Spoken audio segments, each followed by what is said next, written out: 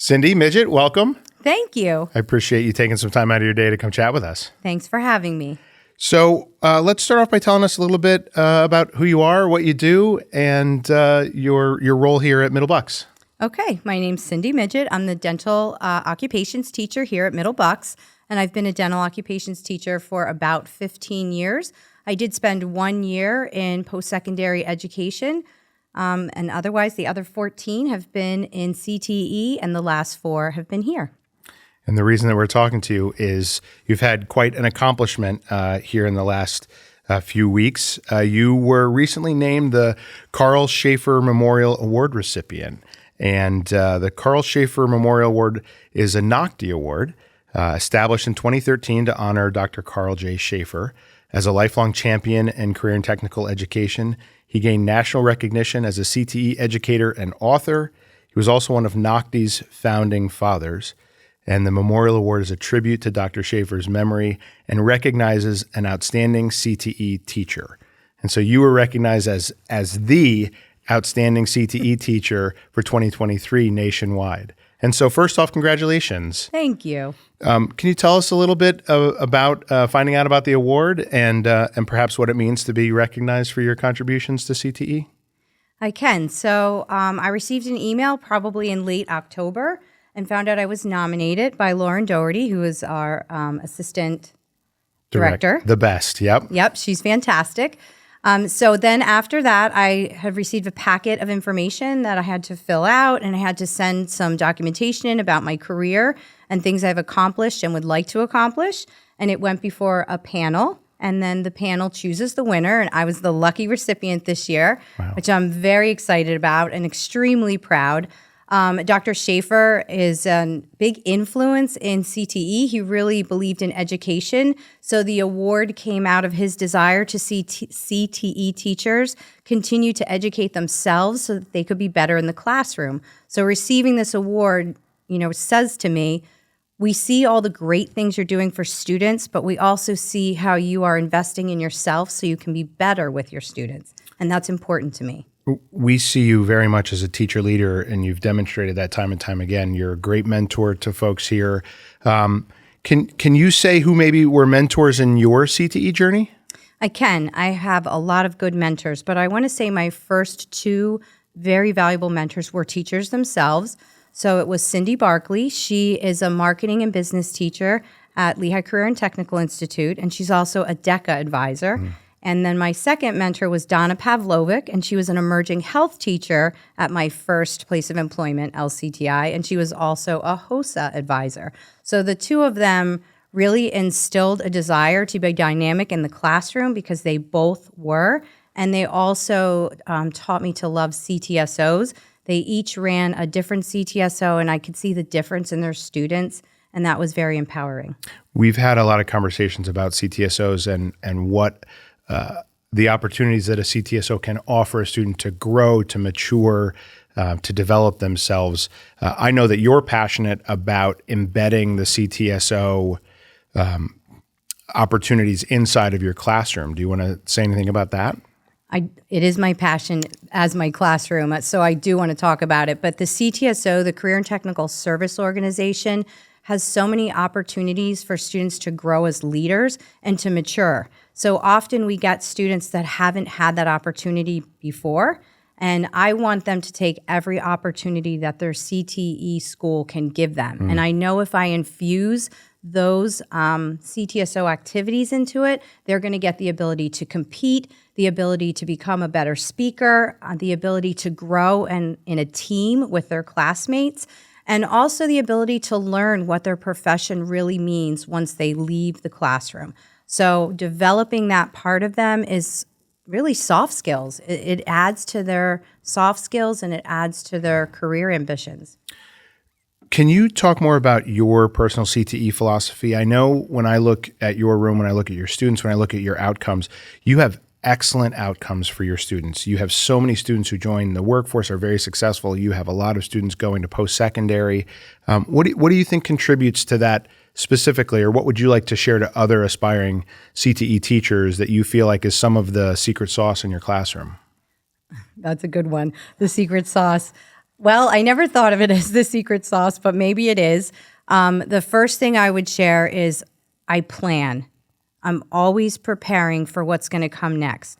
I look at the year before it starts, and I try to figure out what opportunities I can give the students that year. So when should I start planning CTSO activities? When should I start planning curriculum activities?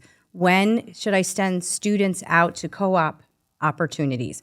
And I think about that in summer, and I actually map out the year very loosely in the beginning. That way, I can take advantage of all the people who can help me in the building. So if I want to send them out on co-op experiences, by February, I'm already asking my OAC at my fall meeting. If I would like to put them into a CTSO activity, I'm already determining, what is this going to cost the student? How can I help them get there? What do I need to give them to be prepared? And then I also plan my curriculum through the year so that we can plan around the other opportunities CTSOs have for them. You have such a dynamic class. I mean, I also, I think that I'm hard pressed to find somebody who has better relationships with their students, really knows their students well.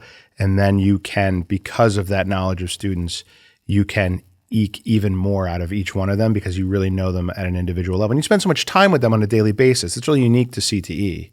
It is. We get 2 hours and 20 minutes a day for 3 years. So we really make relationships. And I try to foster relationships from the first day they come in. I don't teach anything curriculum-based for the first week. I spend that time building relationships, getting to know them, doing some questionnaires with them, playing games with them, and I also try to get them to know each other. So I do a circle on Fridays, which is kind of an activity where we sit down and we talk about things that maybe are similar, things we like, things we don't like, and we also talk about some workforce skills.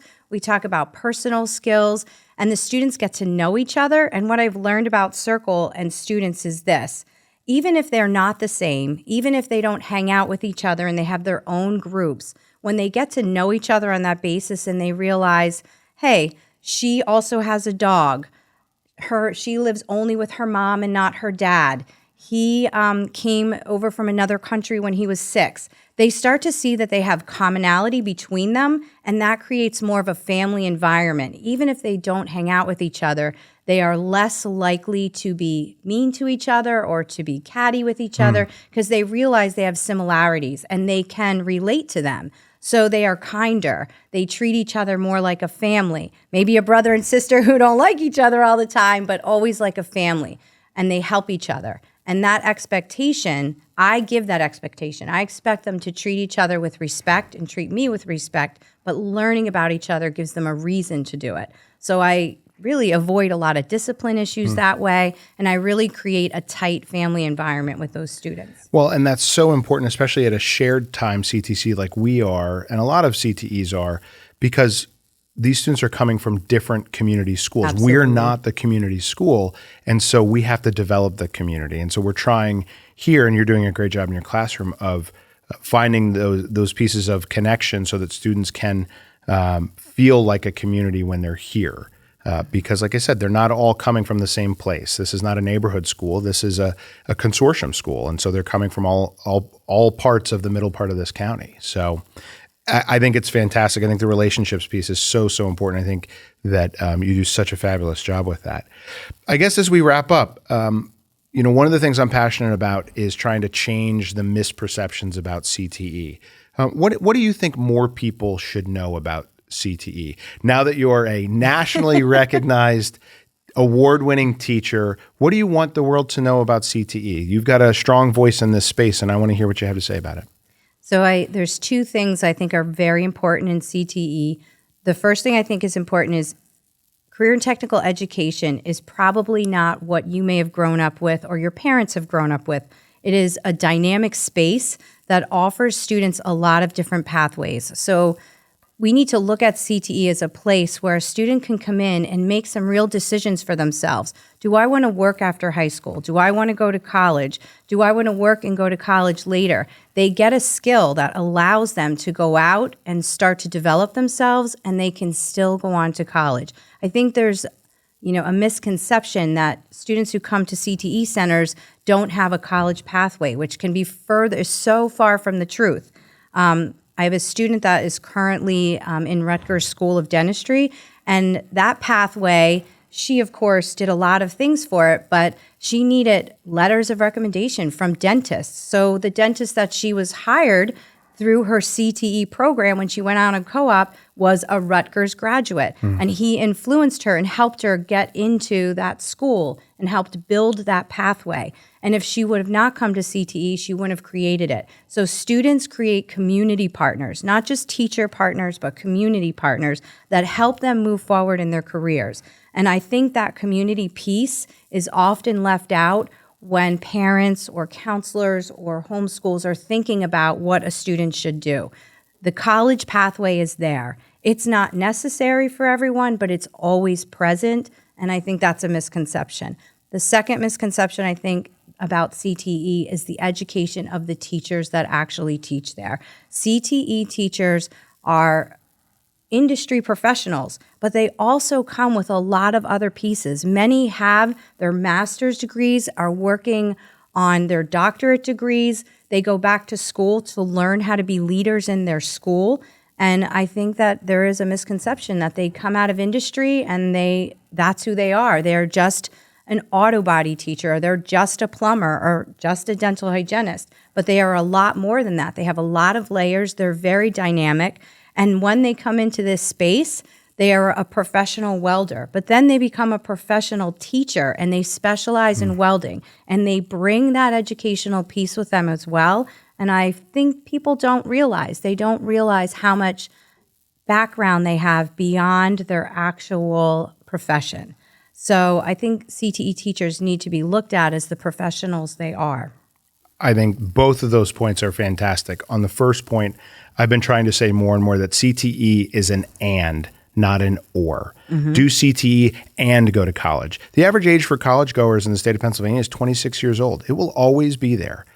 We don't have to race to be there at 18 or 19 years old. That's the first piece. I think you make a great point there. Having that technical knowledge in the background, if you are going to college, or having that technical knowledge will help you the rest of your life. It's such a great tool. And to the other point, right, you're not just an auto body teacher, because you're going to be the auto body teacher that people want to be just like once they're influenced by that program with you. So I think that's really, really well said. As we wrap up, I do want to add one piece, if do that's it. okay. The other thing I want to say about the college aspect of CTE is many of the students who come to us may not feel successful in an academic setting. And when they come to us and they find success, it creates confidence.